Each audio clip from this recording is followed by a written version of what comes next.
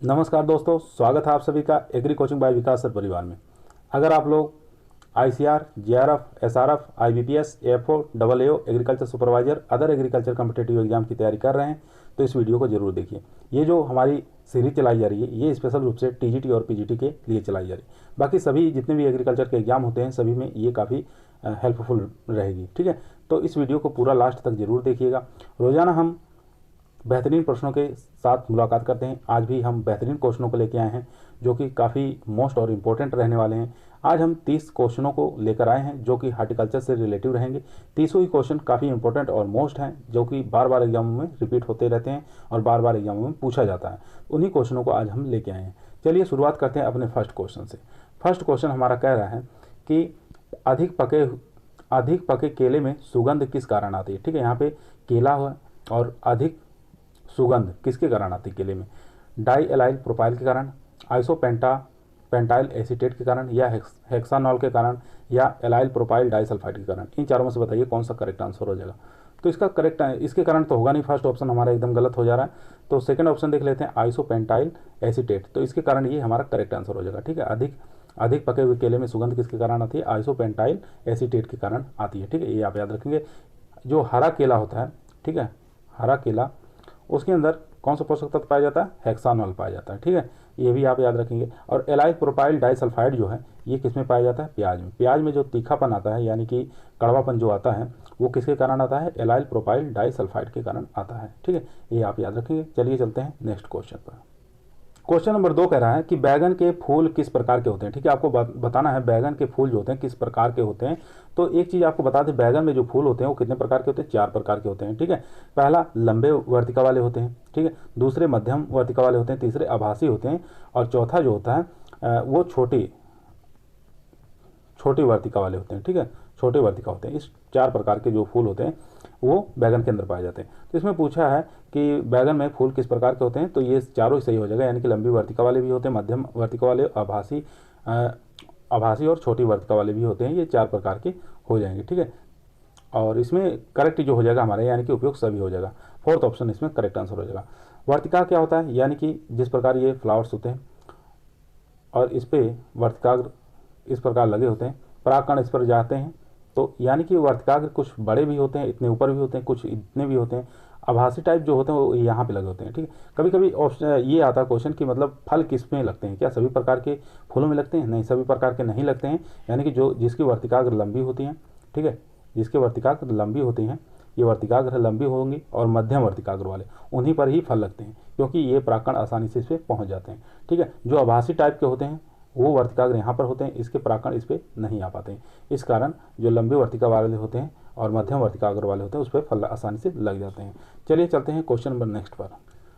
Question कह रहा है, काफ़ी बेहतरीन क्वेश्चन है। क्वेश्चन को आप देख सकते हैं कितना इंपॉर्टेंट है। क्वेश्चन कह रहा है कौन से फल में वसा और प्रोटीन का अच्छा स्रोत माना गया। ठीक है, अखरोट, बादाम, काजू, अखरोट, काजू, या बादाम या पिस्ता। इन चारों में से बताना है किसके अंदर वसा अधिक मात्रा पाई जाती है और किसके अंदर प्रोटीन की मात्रा अधिक पाई जाती है।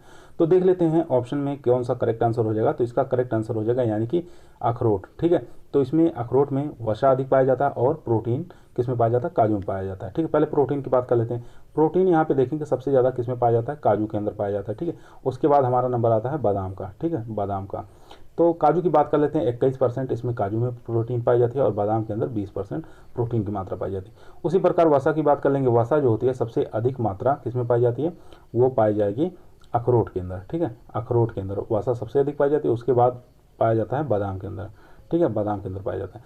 अखरोट की बात करें, अखरोट में कितना परसेंट पाया जाता है? तो 64% इसके अंदर अखरोट के अंदर पाया जाता है और बादाम के अंदर यही 58% बादाम के अंदर वसा की मात्रा पाई जाती है। ठीक है, तो हमारे क्वेश्चन का करेक्ट आंसर हो जाएगा यहाँ पे थर्ड ऑप्शन। चलिए चलते हैं नेक्स्ट क्वेश्चन पर। क्वेश्चन यहाँ पे कह रहा है, काफ़ी बेहतरीन क्वेश्चन है। निम्नलिखित बिंदुओं पर विचार करें। ठीक है, आपको देखना है इसमें से कौन सा करेक्ट आंसर है। इस विधि में वर्गाकार विधि से 15% अधिक पौधे लगाए जा सकते हैं। एक तो ये पॉइंट मिलेगा। दूसरा है शहरों के निकट उपयुक्त विधि है। सघन रोपण हेतु उपयुक्त विधि है। ठीक है, उक्त बिंदुओं के संबंध में कौन सा सही होगा। ठीक है, आपको बताना है इसमें से कौन सा सही है, जिसके अंदर क्या है, वर्गाकार की विधि की अपेक्षा 15% अधिक पौधे लगाए जा सकते हैं, और क्या है, शहरों के निकट अधिक उपयुक्त रहता है, और सघन रोपण हेतु सबसे अच्छा माना गया। तो पंच त्रिभुजाकार, या त्रिभुजाकार या षष्ठभुजाकार या कंटूर विधि, इसमें से कौन सा करेक्ट आंसर होगा? तो इसका करेक्ट आंसर हो जाएगा यानी कि षष्ठभुजाकार। थर्ड ऑप्शन इसमें करेक्ट आंसर हो जाएगा। षष्ठभुजाकार में आप लोग जानते ही हैं कि 15% वर्गाकार विधि की अपेक्षा 15% अधिक पौधे लगाए जा सकते हैं और शहरों के निकट उपयुक्त विधि है और सघन रोपण के लिए अच्छी मानी जाती है। ठीक है, तो ये थर्ड ऑप्शन इसमें करेक्ट आंसर हो जाएगा। चलिए चलते हैं नेक्स्ट क्वेश्चन पर। क्वेश्चन कह रहा है भिंडी की बढ़वार काल होना चाहिए। ठीक है, आपको बताना है भिंडी की बढ़वार काल होना चाहिए। पहले देखेंगे भिंडी किस कौन से कुल की है। तो कुल क्या, पहले इसके उष्णकटिबंधीय जलवायु में इसको आसानी से लगाया जा सकता है। ठीक है, उष्णकटिबंधीय जलवायु में इसको आसानी से लगा सकते हैं। और वृद्धि विकास के लिए क्या चाहिए? आर्द्रता अच्छा चाहिए, आर्द्रता चाहिए और तापमान अधिक होना चाहिए। ठीक है, तापमान अधिक होना यानी कि गर्म जलवायु होना। पहले आर्द्रता अधिक होगा तो यानी कि नम, ये ध्यान देंगे। नम देख लीजिए, दो चीज़ों में आया, इसमें भी नम आया, इसमें भी। टेम्परेचर अधिक की बात किए हैं तो यहाँ पे टेम्परेचर ठंडा है, यहाँ पे गर्म है, तो टेम्परेचर अधिक होगा तो गर्म यानी कि गर्म जलवायु, और ये लंबे पीरियड वाली होगी। ठीक है, तो इसका क्वेश्चन का करेक्ट आंसर हो जाएगा यानी कि ए ऑप्शन। ठीक है, तो लंबा इसका वो चाहिए और क्या नाम है, गर्म जलवायु चाहिए, नम वैसी चाहिए। चलिए चलते हैं नेक्स्ट क्वेश्चन पर। क्वेश्चन नंबर 6 कह रहा है न्यूनतम समर्थन मूल्य, जिसको एमएसपी के नाम से जाना जाता है, की सिफारिश कौन करता है? भारतीय कृषि अनुसंधान परिषद, कृषि लागत एवं मूल्य आयोग, राष्ट्रीय भारत परिवर्तन संस्थान या कृषि अनुसंधान शिक्षा विभाग। ठीक है, इन चारों में से बताइए कि एमएसपी की सिफारिश कौन करता है। तो इसका करेक्ट आंसर हो जाएगा यानी कि सेकंड ऑप्शन CACP। ठीक है, कृषि लागत एवं मूल्य आयोग। ठीक है, सेकंड ऑप्शन इसमें करेक्ट आंसर हो जाएगा। चलिए चलते हैं नेक्स्ट क्वेश्चन पे यानी कि क्वेश्चन नंबर 7 पर। क्वेश्चन कह रहा है कौन सा समूह में सभी एक बीजपत्री यानी कि मोनोकोट फसलों का उदाहरण है। ठीक है, इसमें से आपको पहचानना है कौन सा एक बीजपत्री का उदाहरण है। ठीक है, आम, केला, प्याज। ठीक है, इसमें जो आम जो होता है ये डाइकोट होता है। ठीक है, यहाँ पे यानी कि द्विबीजपत्री होता है। केला और प्याज ये कैसे हैं, यानी कि ये एक बीजपत्री है, तो हमारा ये गलत हो जाएगा। उसके बाद खजूर और लहसुन ये दोनों यानी कि एक बीजपत्री हैं, लेकिन यहाँ पे मैंगो आ गया तो ये भी डाइकोट हो जाएगा। ठीक है, तो ये भी हमारा गलत हो जाएगा। केला ये भी आपका एक बीजपत्री है और पाइनएप्पल ये भी एक बीजपत्री है, लेकिन यहाँ पे पपीता है ये भी क्या है, ये डाइकाट है। ठीक है, ये भी डाइकाट है यानी कि द्विबीजपत्री हो गया। और यहाँ पे खजूर, केला और प्याज ये तीनों कैसे हैं, एक बीजपत्री हैं, तो मोनोकोट का उदाहरण हो जाएगा यानी कि 4th नंबर। ठीक है, और इसके जैसे आप रट लीजिए जो 4-5 चीज़ें हैं वो एक बीजपत्री में। ठीक है, एक बीजपत्री में कुछ चीज़ों को बता देना है, जैसे केला हो गया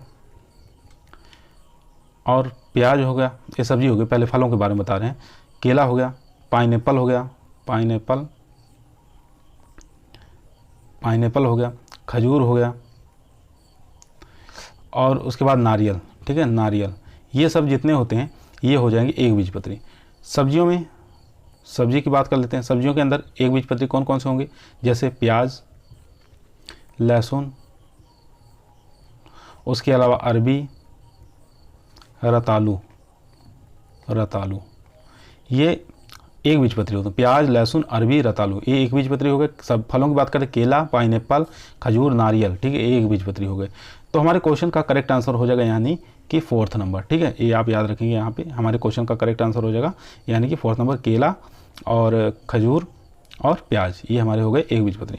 पहचान बता देने कि कैसे आप पहचानेंगे ये एक बीजपत्री है या द्विबीजपत्री।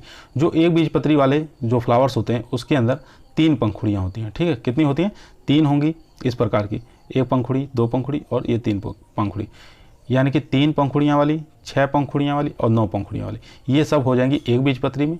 और जिसकी पंखुड़ियाँ कैसी होती हैं, 1, 2, 3, 4। ठीक है, 1 पंखुड़ी, 2 पंखुड़ी, 3 पंखुड़ी, 4 पंखुड़ी। जिसकी पंखुड़ियाँ 4, 8, 5 और 10 इस टाइप की होती हैं वो हो जाएंगी हमारी द्विबीजपत्री। ये आप फूलों के माध्यम से पहचान कर सकते हैं। काफ़ी आसान ट्रिक है, इसके माध्यम से आप पहचान कर लेंगे एक बीजपत्री है या द्विबीजपत्री। चलिए चलते हैं नेक्स्ट क्वेश्चन पर। क्वेश्चन देखेंगे, क्वेश्चन नंबर 8 कह रहा है कि मिलान कीजिए। ठीक है, फल का प्रकार दिया हुआ है, एक तरफ फल का नाम दिया हुआ है। फल का प्रकार क्या है, एस्टेरिडियम होता है, केला का क्या बेरी या सरस होता है, आंवले का क्या कैप्सूल होता है, नींबू का या ड्रूप या स्टिल होता है। तो आप लोग जानते हैं आम का फल का प्रकार क्या होता है, ड्रूप होता है, यानी कि ये 4 नंबर के साथ चला जाएगा। केले का प्रकार क्या होता है, केले का प्रकार हो जाएगा यानी कि बेरी यानी कि सरस, ये इसी के साथ रहेगा। और आंवला का फल का प्रकार क्या होता है, ये कैप्सूल होता है, ठीक है, और इसका नींबू का फल का प्रकार हेस्पेरिडियम होता है, 1 नंबर हो जाएगा। तो देख लेते हैं 4, 2, 3 और 1, तो हमारे क्वेश्चन का करेक्ट आंसर हो जाएगा, यानी कि थर्ड ऑप्शन इसमें करेक्ट आंसर हो जाएगा। ठीक है, चलिए चलते हैं नेक्स्ट क्वेश्चन पर। क्वेश्चन यहाँ पे देखेंगे, बेमेल को छांटना है। ठीक है, इसमें से 3 क्वेश्चन करेक्ट होंगे और 1 इसमें से इनकरेक्ट होगा। तो इसमें से देखना है इनकरेक्ट कौन सा होगा। तो देख लेते हैं, विटामिन ए आम और पपीता का स्रोत है, विटामिन सी आंवला और अमरूद का स्रोत है, विटामिन डी खजूर और पपीता का स्रोत है, आयरन जो है करौंदा और खजूर का स्रोत है। इन चारों में से बताइए कौन सा करेक्ट आंसर हो जाएगा। इनकरेक्ट देखना है। ठीक है, तो विटामिन ए का स्रोत आम है, ये एकदम करेक्ट है, क्योंकि आम के अंदर 4800 इंटरनेशनल यूनिट ठीक है पाई जाती है 100 ग्राम में से। ठीक है, 100 ग्राम में से विटामिन ए। और पपीता की बात कर लेते हैं, 20 इंटरनेशनल यूनिट बटे 100 ग्राम में से। ठीक है, ये पाया जाता है। आंवला और अमरूद, ये इसके साथ में बर्बनडस चेरी, ठीक है, बर्बनडस चेरी, ठीक है, ये भी विटामिन सी का अच्छा स्रोत होता है। सबसे ज़्यादा विटामिन सी इसी के अंदर पाई जाती है, बर्बनडस चेरी में। उसके बाद विटामिन डी का स्रोत क्या खजूर है या पपीता। तो यही हमारे क्वेश्चन का करेक्ट आंसर हो जाएगा, यानी कि विटामिन डी का स्रोत ना खजूर होता ना पपीता होता है। ठीक है, और आयरन का स्रोत करौंदा और खजूर, ये भी एकदम करेक्ट है। ठीक है, तो आयरन का स्रोत करौंदा और खजूर होता है, ये आप याद रखेंगे। चलिए चलते हैं नेक्स्ट क्वेश्चन पर। क्वेश्चन कह रहा है, दशानुकूलन जिसको हार्डनिंग का अर्थ बताना है। ठीक है, दशानुकूलन किसे कहते हैं या हार्डनिंग से आप क्या समझते हैं, उसका अर्थ बताना है आपको। क्या होता है? पौधों को पर्यावरण के अनुकूल ढालने की क्रिया है, पुष्प के मादा अंगों को हटाना, या बदलती जलवायु की परिस्थितियां, या फूल गोभी में कड़ को ढकना। ठीक है, इसमें से बताना है कि हार्डनिंग कहते किसे। तो इसका करेक्ट आंसर हो जाएगा, यानी कि पौधों को पर्यावरण के अनुकूल ढालने की क्रिया को क्या कहते हैं, हार्डनिंग कहते हैं। ए ऑप्शन इसमें करेक्ट आंसर हो जाएगा। चलिए चलते हैं नेक्स्ट क्वेश्चन पर। क्वेश्चन कह रहा है, सहोदर संगम क्रिया किससे संबंधित है? आम से, खजूर से, अनार से या पपीता से। ठीक है, काफ़ी इंपॉर्टेंट क्वेश्चन है। सिब मैटिंग किस क्रिया जो है किससे संबंधित है? तो इसका करेक्ट आंसर हो जाएगा, यानी कि पपीता से संबंधित है। इसमें क्या होता है कि सहोदर संगम में क्या होता है कि बीज उत्पादन करने के लिए यह एक प्रकार की क्रिया अपनाई जाती है, जिसको सहोदर संगम क्रिया कहा जाता है। ठीक है, ये याद रखेंगे, पपीता के अंदर किया जाता है। चलिए चलते हैं नेक्स्ट क्वेश्चन पर। क्वेश्चनों की संख्या थोड़ा ज़्यादा है, इसलिए थोड़ा हम जल्दी करेंगे, यानी कि 30 क्वेश्चन को आपको हल कराने हैं। ठीक है, तो देखते हैं क्वेश्चन नंबर 12 कह रहा है, अंगूर में प्रूनिंग का उपयुक्त समय क्या है? ठीक है, अंगूर में जो प्रूनिंग है, कटाई छटाई करते हैं, जिससे अच्छा आकार पौधे को मिल सके और फल जो है अच्छे आकार के और काफ़ी बड़े आकृति के फल मिल सके, इसलिए उसमें प्रूनिंग की जाती है। तो अंगूर में प्रूनिंग किस समय की जाती है, ये आपको बताना है। दिसंबर जनवरी में, अक्टूबर में, मार्च अप्रैल में या जुलाई में। तो इसका करेक्ट आंसर हो जाएगा, यानी कि दिसंबर और जनवरी के महीने में अंगूर में प्रूनिंग किया जाता है। ए ऑप्शन इसमें करेक्ट आंसर हो जाएगा। चलिए चलते हैं नेक्स्ट क्वेश्चन पर।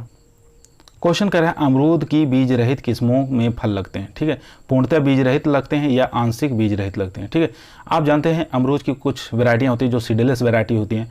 तो कोई आप नाम बताइए जो अमरूद की सीडलेस वैरायटी, कोई भी नाम बताइए।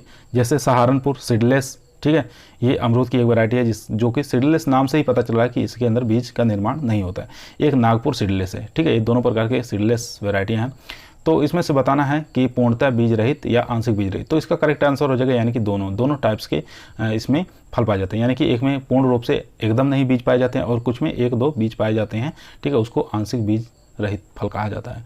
तो इसका करेक्ट आंसर हो जाएगा, यानी कि सेकंड ऑप्शन। चलिए चलते हैं क्वेश्चन नंबर नेक्स्ट पर। क्वेश्चन नंबर 14 कह रहा है यहाँ पे कि ओलियोर और विलाई कोलम्बन किसका मूल वृंत है? अनार का, अनार का, अंगूर का, अमरूद का या आम का। तो ओलियोर और विलाई कोलम्बन जो साउथ इंडियन वैरायटी है, ठीक है, और साउथ इंडियन का मूल वृंत है, तो ये आप याद रखेंगे। तो ये हो जाएगा मैंगो की। ठीक है, ए ऑप्शन इसमें करेक्ट आंसर हो जाएगा। चलिए चलते हैं नेक्स्ट क्वेश्चन पर। क्वेश्चन यहाँ पे देखेंगे, काफ़ी इंपॉर्टेंट क्वेश्चन है। क्वेश्चन कह रहा है, किन्नों किसके बीच में संकरण है? किन्नों किसे कहते हैं? यानी कि मैंड्रिन को कहा जाता है। ठीक है, मैंड्रिन को क्या कहते हैं? किन्नों कहा जाता है। तो आपको बताना है ये किसके बीच में संकरण है। सामान्य तौर से आप देखते हैं कि किन्नों का जो संकरण होता है वो किंग से होता है, किंग विलो से होता है, और विलो लीफ। ठीक है, विलो लीफ, इन दोनों के बीच में संकरण करा के किन्नों की वैरायटी निकली है। तो यहाँ पे दिया है किंग और विलो लीफ नहीं दिया है, इसलिए ये हो जाएगा, यानी कि उसका किंग की जगह वैज्ञानिक नाम दे दिया है और विलो लीफ का वैज्ञानिक नाम दे दिया है। तो इसमें से देखेंगे कौन सा करेक्ट आंसर हो जाएगा। तो किंग का वैज्ञानिक नाम होता है सिट्रस नोबिलिस। ठीक है, और विलो लीफ का हो जाता है सिट्रस डेलिसियोसा। ठीक है, तो ये थर्ड ऑप्शन इसमें करेक्ट आंसर हो जाएगा, यानी कि थर्ड ऑप्शन सिट्रस नोबिलिस और सिट्रस डेलिसिओसा, ठीक है, यानी कि किंग का वैज्ञानिक नाम होगा और विलो लीफ का वैज्ञानिक नाम होगा। तो इस टाइप के क्वेश्चन घुमा देते हैं, परीक्षाओं में सामान्य तौर से देखा जाता है। तो सब लोग कन्फ्यूज हो जाते हैं कि इसका हम तो पढ़े थे किंग और विलो लीफ का जो संकरण है वो किन्नू होगा, लेकिन उसका अगर वैज्ञानिक नाम दे देगा तो कन्फ्यूज हो जाते हैं। तो इसलिए इसको भी आप याद रखेंगे। चलिए चलते हैं नेक्स्ट क्वेश्चन पर। क्वेश्चन कह रहा है कि पाइन एप्पल किस में है, ठीक है, पाइन एप्पल किसकी किस्म है, पाइन एप्पल की है, केला की है, संतरा की या स्वीट ऑरेंज की है। तो पाइन एप्पल काफ़ी इंपॉर्टेंट वैरायटी है, तो आपको बताना है किसकी किस्म है। तो ये हो जाएगी यानी कि स्वीट ऑरेंज की किस्म हो जाएगी पाइन एप्पल, यानी कि फोर्थ ऑप्शन इसमें करेक्ट आंसर हो जाएगा। पाइन एप्पल को क्या कहते हैं, माल्टा कहा जाता है या मौसमी के नाम से जाना जाता है, ठीक है, ये आप याद रखेंगे। इसकी पाइन एप्पल किस्म हो जाएगी स्वीट ऑरेंज की, तो फोर्थ ऑप्शन इसमें करेक्ट आंसर हो जाएगा। चलिए चलते हैं नेक्स्ट क्वेश्चन पर। क्वेश्चन कह रहा है, काफ़ी इंपॉर्टेंट क्वेश्चन है, बेर में प्रूनिंग का उपयोग समय क्या है, ठीक है। बेर के अंदर प्रूनिंग कौन सी करते हैं, तो हार्डवुड कटिंग इसके अंदर करते हैं बेर के अंदर, ठीक है। तो इसमें उपयुक्त समय पूछा है, तो कौन सा समय हो जाएगा, मध्य जनवरी से मध्य फरवरी, मध्य फरवरी से मध्य मार्च, या मध्य मार्च से मध्य अप्रैल, या मध्य अप्रैल से मध्य मई। तो इसका करेक्ट आंसर हो जाएगा यानी कि मध्य अप्रैल से मध्य मई। तो आपको अप्रैल और मई भी दे सकता है, ठीक है, अप्रैल और मई भी दे सकता है, तो इसलिए आप कंफ्यूज मत होना, अप्रैल भी मई भी मिल सकता है आपको ऑप्शन में। तो इसका हमारे क्वेश्चन का करेक्ट आंसर हो जाएगा यानी कि फोर्थ नंबर, ठीक है, मध्य अप्रैल से मध्य मई। तो ये हो जाएगी बेर की प्रूनिंग का समय, ठीक है, उपयुक्त माना जाता है। चलिए चलते हैं नेक्स्ट क्वेश्चन पर। क्वेश्चन कह रहा है टेलीफोन विधि क्या है, ठीक है। अंगूर में प्रूनिंग की विधि है, ठीक है, ये एकदम नहीं होगा। अंगूर में निराई गुड़ाई की विधि है, ये भी नहीं होगा, ठीक है। अंगूर में ट्रेनिंग की विधि है, तो ये करेक्ट आंसर हो जाएगा। टेलीफोन विधि जो होती है अंगूर में एक ट्रेनिंग की विधि होती है, ठीक है। पॉज लगाने की विधि है ट्रे, ये भी नहीं होगा। तो ठीक है, हमारे क्वेश्चन का करेक्ट आंसर यहाँ पे हो गया थर्ड ऑप्शन, अंगूर में ट्रेनिंग की विधि होती है टेलीफोन विधि, ये आप याद रखेंगे। चलिए चलते हैं क्वेश्चन नंबर नेक्स्ट पर। यहाँ पे काफ़ी इंपॉर्टेंट क्वेश्चन पूछ रहा है समरान और मेंडजूल किसमें किसकी है, ठीक है। मेंडजूल और समरान किसमें बताना है किसकी हो जाएंगी, बेलपत्र की, अनार की, खजूर की या बैर की हो जाएगी। तो समरान और मेंडजूल जो है किसमें किसकी हो जाएंगी, खजूर के अंतर्गत आएंगी, यानी कि थर्ड ऑप्शन इसमें करेक्ट आंसर हो जाएगा। समरान और मेंडजूल ये दोनों किस प्रकार की किस्में हैं, यानी कि ये खजूर बनाई जाती हैं इससे, और नहीं खजूर, हाँ खजूर से ये समरान और मेंडजूल खजूर की वैरायटियाँ हैं, लेकिन इससे क्या बनाया जाता है, छुआरा बनाया जाता है, ठीक है। छुआरा जो आप लोग खाते हैं वो बनाया जाता है समरान और मेंडजूल से। और एक प्रकार की ये कैसी किस्में है, पछेती, ठीक है, पछेती किस्में दोनों रहेंगी, ये आपको याद होना चाहिए। चलिए चलते हैं क्वेश्चन नंबर नेक्स्ट पर। क्वेश्चन यहाँ पे कह रहा है पनामा विल्ट और बंची टॉप किसका रोग कारक है, ठीक है। बंची टॉप काफ़ी मुख्य रोग है, ठीक है, और पनामा विल्ट रोग भी ये काफ़ी मुख्य रोग है। तो आपको बताना है कि किसका ये प्रमुख रोग है, कि आम का है, केला का है, पपीता का है या अनार का। तो पनामा विल्ट किस में लगता है, ये केले के अंदर लगता है। बंची टॉप भी किसके अंदर लगता है, केले के अंदर लगता है। पनामा विल्ट जो लगता है ये कवक के कारण लगता है, ठीक है, कवक के कारण लगता है। बंची टॉप किसके कारण लगता है, ये वायरस के कारण लगता है, ये आपको याद होना चाहिए, ठीक है।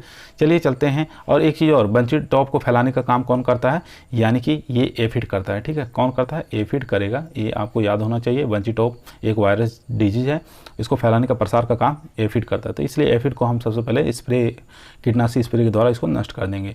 चलिए चलते हैं क्वेश्चन नंबर नेक्स्ट पर। यहाँ क्वेश्चन देख सकते हैं, काफ़ी इंपॉर्टेंट क्वेश्चन है। क्वेश्चन कह रहा है कथन 1 और कथन 2, दो कथन दिए हुए हैं, इसमें से बताना कौन सा सही हो जाएगा। खजूर की भारत में तुड़ाई डैग या रुतब अवस्था पर की जाती है, खजूर की विदेशों में तुड़ाई डोक या खलल अवस्था पर करते हैं। तो देख लेते हैं, फर्स्ट और दोनों सही है, ये केवल एक सही है, केवल दो सही है, या ये फर्स्ट और दोनों सही है। यहाँ पे दोनों गलत लिख देना, ठीक है, गलत है, फर्स्ट और सेकंड दोनों गलत है। तो इसका करेक्ट आंसर हो जाएगा यानी कि फोर्थ नंबर, फर्स्ट और सेकंड दोनों ही गलत है। क्यों गलत है, क्योंकि खजूर की विदेशों में तुड़ाई जो होती है वो किस अवस्था पे करते हैं, वो डैग यानी कि रुतब अवस्था पर करते हैं। और खजूर की भारत में तुड़ाई जो करते हैं वो किस अवस्था पर करते हैं, डोका या खलल अवस्था पर करते हैं, ठीक है। ऊपर का नीचे आ जाएगा, नीचे का ऊपर चला जाएगा, ठीक है, ये आप याद रखेंगे। चलिए चलते हैं क्वेश्चन नंबर नेक्स्ट पर। क्वेश्चन कह रहा है यहाँ पे आम की सिंधु किस्म का संकरण क्या है, ठीक है। दशहरी क्रॉस नीलम, अल्फांसो और नीलम, रत्ना अल्फांसो, अल्फांसो और जनार्दन पसंद। तो इसमें से बताइए कौन सा करेक्ट आंसर हो जाएगा, यानी कि रत्ना और अल्फांसो इन दोनों का क्रॉस क्या हो जाएगा, सिंधु वैरायटी, यानी कि सिंधु एक प्रकार की आम की सीडलेस वैरायटी है, ये आपको याद होना चाहिए। तो हमारे क्वेश्चन का करेक्ट आंसर हो जाएगा यानी कि थर्ड ऑप्शन, रत्ना और अल्फांसो के बीच में क्रॉस करके सिंधु वैरायटी निकली, एक प्रकार की सीडलेस वैरायटी मैंगो की। चलिए चलते हैं नेक्स्ट क्वेश्चन पर। क्वेश्चन यहाँ पे देख सकते हैं, बेमेल को छांटना है, ठीक है। बेमेल को इसमें से देखना है बेमेल कौन सा है, डीनेवलिंग नर भाग को हटाना, डिस्करिंग सकर्स को हटाना, मैटोकिंग फलों को ढकना, सभी सही है। यानी कि डीनेवलिंग, डिस्करिंग, मेटोकिंग, ये जितनी भी क्रियाएं हैं ये किस में की जाती हैं? केले के अंदर की जाती हैं। ये आपको याद होना चाहिए। तो देख लेते हैं डीनेवलिंग जो होती है, नर भाग को हटाना, ये एकदम करेक्ट आंसर हो जाएगा। ठीक है, इसका एकदम करेक्ट आंसर हो जाएगा। डिस्करिंग, सकर्स को हटाना, ये भी एकदम करेक्ट आंसर हो जाएगा। यहाँ पे पूछा है कि बेमेल कौन सा है, तो हमारे क्वेश्चन का करेक्ट आंसर होगा यही, क्योंकि मेटोकिंग जो होता है ये किससे संबंधित है? ये रैपिंग से संबंधित है। ठीक है, और फलों को ढकना क्या कहलाता है? यानी कि 1 से लेके 1.5 मीटर अगर हम पेड़ को काट देते हैं तो उसको क्या कहते हैं? उसको फलों को ढकना कहते हैं। ठीक है, रैपिंग के नाम से जाना जाता है, वैपिंग के नाम से जाना जाता है, सॉरी, ये हमारा हो जाएगा वैपिंग के नाम से। यानी कि फलों को ढकना क्या कहलाता है? वैपिंग कहलाता है। ठीक है, और 1 से लेकर 1.5 सेंटीमीटर काटना पौधे को मेटोकिंग कहलाता है। ये हो जाएगा थर्ड ऑप्शन, इसमें से ये आप याद रखेंगे। तो क्वेश्चन यही हमारा बेमेल है। चलिए चलते हैं नेक्स्ट क्वेश्चन पर। क्वेश्चन कर रहा है DBM, जिसको क्या कहते हैं? डायमंड बैक मॉथ के नाम से जाना जाता है। गोभी वर्ग का मुख्य कीट कहलाता है। इसका वैज्ञानिक नाम क्या होता है? ल्यूसिनोडस आर्बोनेलिस होता है, या एरिस वाइटेला होता है, या प्लूटेला जाइलोस्टेला होता है, या थोरेमिया ओपरकुलेरा होता है। इन चारों में से बताइए कौन सा करेक्ट आंसर हो जाएगा। तो इसका करेक्ट आंसर हो जाएगा यानी कि प्लूटेला जाइलोस्टेला, ये हमारा करेक्ट आंसर हो जाएगा। यानी कि डायमंड बैक मॉथ जो गोभी वर्ग का मुख्य कीट होता है उसका वैज्ञानिक नाम क्या होता है? प्लूटेला जाइलोस्टेला होता है। यानी कि थर्ड ऑप्शन इसमें करेक्ट आंसर हो जाएगा। एरिस वाइस्टेला, ये किसका हो जाएगा? ये हो जाएगा भिंडी का। किसका हो जाएगा? भिंडी का। ठीक है, भिंडी का याद हो जाएगा ये आपको। उसके बाद बात कर लेते हैं ल्यूसिनोडस आर्बोनेलिस, ये किसका हो जाएगा? यानी कि ये लगेगा तना और किसका? फल छेदक किस में लगता है? बैगन का। ठीक है, उसका वैज्ञानिक नाम हो जाएगा तना और फल छेदक बैगन का जो होता है ये लगता है ल्यूसिनोडस आर्बोनेलिस, इसका वैज्ञानिक नाम होता है ये। और थोरेमिया ओपरकुलेरा ये हो जाएगा आलू का। ठीक है, ये आलू का हो जाएगा, ये आप याद रखेंगे। तो हमारे क्वेश्चन का करेक्ट आंसर हो जाएगा यानी कि थर्ड ऑप्शन। चलिए चलते हैं क्वेश्चन नंबर नेक्स्ट पर। यहाँ पे क्वेश्चन देखेंगे, क्वेश्चन नंबर 26 का है तरबूज की पूसा वेदाना किस्म का संकरण है। ठीक है, आपको बताना है पूसा वेदाना एक प्रकार की तरबूज की कैसी वैरायटी है? ये सीडलेस वैरायटी है, यानी कि ये इसमें त्रिगुणित या टेट्राप्लॉइड वैरायटी होती है जो पूसा वेदाना है तरबूज की। देख लेते हैं किसके किसके बीच में क्रॉस करके निकाली गई। टेट्रा 2 अर्का ज्योति, पूसा रसराज टेट्रा 2 पूसा रसाल, या इनमें से कोई नहीं। तो इसका करेक्ट आंसर हो जाएगा यानी कि टेट्रा 2 और पूसा रसाल के बीच में क्रॉस करके कौन सी वैरायटी निकाली गई है? पूसा वेदाना निकाली गई है, जो कि तरबूज की एक सीडलेस वैरायटी है। ठीक है, चलिए चलते हैं क्वेश्चन नंबर नेक्स्ट पर। क्वेश्चन नंबर 27 यहाँ पे कह रहा है, काफी इंपॉर्टेंट क्वेश्चन है। फूल गोभी के मध्यम समय में पकने वाली किस्म कौन सी हो जाएगी? पूसा दीपाली, या इम्प्रूव्ड जापानीज, या पूसा स्नोबॉल, या पूसा केतकी। पूसा केतकी मूली की हो जाएगी। यहाँ पे पूसा केतकी दिया हुआ तो ये फूल गोभी की वैरायटी है। ठीक है, ये याद रखेंगे। तो यहाँ पे पूछा मध्यम समय में पकने वाली किस्म कौन सी हो जाएगी? तो मध्यम समय में पकने वाली किस्म हो जाएगी इम्प्रूव्ड जापानीज। ठीक है, यानी कि सेकंड ऑप्शन इसमें करेक्ट आंसर हो जाएगा। पूसा दीपाली ये हो जाएगी अगेती में पकने वाली किस्म। ठीक है, उसके बाद ये हो जाएगी मध्यम पकने वाली किस्म। उसके बाद पूसा स्नोबॉल हो जाएगी, ये पछेती किस्म है। ठीक है, उसके बाद पूसा केतकी ये जानते हैं अगेती होती है। ठीक है, अगेती किस्म है पूसा केतकी, ये आप याद रखेंगे। चलिए चलते हैं नेक्स्ट क्वेश्चन पर। क्वेश्चन एक और बेहतरीन क्वेश्चन कह रहा है फूल गोभी की मध्यम समय में पकने वाली किस्म। ये तो हो गया क्वेश्चन। चलते हैं क्वेश्चन नंबर 28 पर। क्वेश्चन नंबर 28 यहाँ पे देखेंगे, कह रहा है फूल गोभी में कैंसर प्रतिरोधी तत्व पाया जाता है। ठीक है, आपको बताना फूल गोभी के अंदर कौन सा ऐसा तत्व पाया जाता है जो कैंसर प्रतिरोधी तत्व होता है? इंडोल 3 कार्बिनोल, या कैटचोल, या टोमेलिन, या पेप्सिन। इन चारों में से बताइए कौन सा करेक्ट आंसर हो जाएगा। तो फूल गोभी में कैंसर प्रतिरोधी जो तत्व पाया जाता है वो इंडोल 3 कार्बिनोल पाया जाता है, यानी कि फर्स्ट ऑप्शन इसमें करेक्ट आंसर हो जाएगा। कैटचोल क्या है? ये किस में पाया जाता है? तो ये भी आपको याद होना चाहिए, यानी कि प्याज में पाया जाता है। ये कवक प्रतिरोधी तत्व होता है, कवक प्रतिरोधी तत्व होता है कौन सा? कैटचोल। ठीक है, प्याज के अंदर। और टोमेलिन की बात कर लेते हैं। टोमेलिन किस में पाया जाता है? ये टमाटर में पाया जाता है। ठीक है, टमाटर में ये भी कवक प्रतिरोधी तत्व होता है। उसके बाद पेप्सिन की बात कर लेते हैं। पेप्सिन किस में होता है? पपीता में होता है। ठीक है, पपीता के अंदर पाया जाता है पेप्सिन, जो एक प्रकार का पपेन निर्माण करता है पेप्सिन। ठीक है, पपेन निर्माण करने में काफ़ी ज़्यादा सहायता होता है या बनाया जाता है उससे, ये आप याद रखेंगे। चलिए चलते हैं क्वेश्चन नंबर 29 पर। क्वेश्चन नंबर कह रहा है आयरलैंड का अकाल का संबंध है किससे? आलू की पछेती अगमरी से, अंगूर की मृदु रोमिल असिता रोग से, या अनार का जीवाणु अगमरी रोग से या अनार की तितली से। तो आयरलैंड का अकाल का संबंध किससे है, ये आप लोग जानते हैं, किससे हो जाएगा, आलू के पछेती अगमरी रोग से, ठीक है। फाइटोप्थोरा के कारण होता है, फाइटोप्थोरा इन्फेस्टेंस के कारण होता है, ठीक है।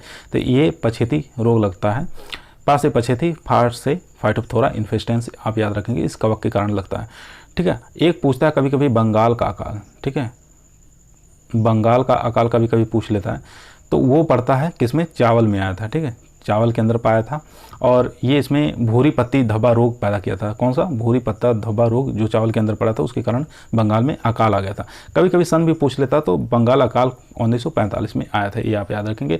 लेकिन आलू का पछेती अगमरी रोग कब आया था, इसको भी याद रखेंगे, 1843 में, ये सन को आप याद रखेंगे, ठीक है, कवक के कारण लगता है। चलिए चलते हैं क्वेश्चन नंबर 30 पर, जो कि आज का हमारा लास्ट सवाल रहेगा। क्वेश्चन देखेंगे यहाँ पे, क्वेश्चन नंबर 30 कह रहा है, आम में एकांतरण फलन की समस्या से बचाने हेतु किस रसायन का छिड़काव करते हैं। आम की एक प्रमुख विशेषता होती है, जो उत्तरी भारत में जो आम लगते हैं, यानी कि उसमें एक समस्या पाई जाती है जिसके अंदर एकांतरण फलन की समस्या कहते हैं। एक साल फल लगते हैं, एक साल नहीं लगते हैं, या एक डाली पे फल लगे हैं, दूसरी वर्ष उस डाली में फल नहीं लगते। इस प्रकार की समस्या से निपटारा करने के लिए किस रसायन का स्प्रे करते हैं, देख लेते हैं। ऑप्शन क्या करें, एंडो क्वार्ब या पेक्लोब्यूट्राजोल या स्पाइनोसेड या इमिडा क्लोरोपिड, इन चारों में से बताइए कौन सा करेक्ट आंसर हो जाएगा। तो इसका करेक्ट आंसर हो जाएगा, यानी कि सेकंड ऑप्शन इसमें करेक्ट आंसर हो जाएगा, पेक्लोब्यूट्राजोल। इसका स्प्रे करने से क्या होता है, आम में जो एकांतरण फलन की समस्या होती है वो खुद कुछ हद तक दूर हो सकती है, ठीक है, ऐसा माना गया है। तो इसको मार्केट में कल्टार के नाम से मिलता है, ठीक है, मार्केट में कल्टार के नाम से ये आपको उपलब्ध रहेगी, और ये मिलती है कल्टार के नाम से। इसका स्प्रे करने से क्या होता है कि आम में जो एकांत फलन की समस्या कुछ दूर हो सकती है। कितना स्प्रे करना है, 5 से लेके 10 ग्राम, ठीक है, 5 से लेके 10 ग्राम प्रति पौधा, ये आप याद रखेंगे। इनकी जड़ों के पास दिया जाता है इसका, ठीक है, पूरे प्लांट के ऊपर छिड़काव नहीं किया जाता, जड़ों के पास इसका घोल के रूप में स्प्रे या डाला जाता है। चलिए आज का हमारा टॉपिक यहीं समाप्त हुआ। अगर आप लोगों को अच्छा लगा हो तो हमारे इस वीडियो को लाइक करिए और दोस्तों के पास शेयर करिए। कल फिर नए नए क्वेश्चनों के साथ मुलाकात करते हैं। चलिए तब तक जय हिंद दोस्तों।